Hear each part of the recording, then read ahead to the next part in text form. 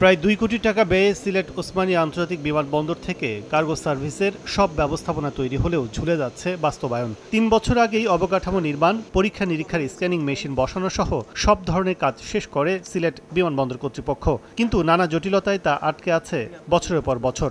সবশেষ চলতি বছরের জানুয়ারিতে চালু হওয়ার কথা থাকলেও তা পিছিয়ে বেবিচোক নতুন পরিকল্পনার কথা জানিয়েছিল চলতি মাসে, কিন্তু তাতেও দেখা দিয়েছে আশঙ্কা। আইকাও থেকে একটা অনুমোদন লাগে, সেই সার্টিফিকেশনের জন্য ওয়েট করছে।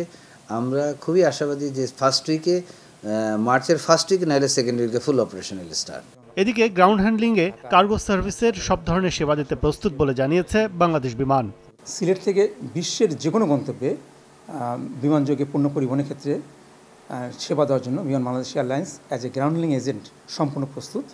আমরা আমাদের দিক থেকে আমাদের গ্রাউন্ড সাপোর্ট ইকুইপমেন্ট ওয়াইজ আমাদের RA3 ডেজিগনেটেড এরিয়া, যেটা কিনা ইউরোপিয়ান এভিয়েশন সেফটি এজেন্সি কর্তৃক একটা নির্ধারিত বাধ্যবাধকতা, সেটারও কাজ আমরা সম্পূর্ণ করেছি।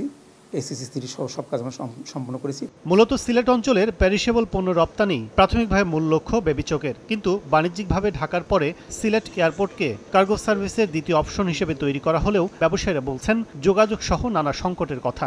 আমাদের মূলত ফ্যাক্টরি বেসগুলো হলো তো আপনার ঢাকা, গাজীপুর বা কুমিল্লা এবং চিটাগাং, মূলত আমাদের বেস কিন্তু ফ্যাক্টরির এখানে। এটা আমার জন্য ধরেন compare to India it is better. Dhaka to সিলেটের রাস্তার অবস্থা খারাপ, এয়ারপোর্টের বা কার্গো ওয়্যার হাউসে আমি পাঠাচ্ছি, তাহলে এইখানে কাস্টমারের যে আমার প্যাকিং, আমার এইখানের যেই টোটাল আমার গুডসের যে নিরাপত্তা, সেটা আমি ফুল আমার ফ্যাক্টরি থেকে আমি সেটা দিছি, কিন্তু আমার এয়ারপোর্টে গিয়ে সেখানে আমার নষ্ট হয়ে যাচ্ছে।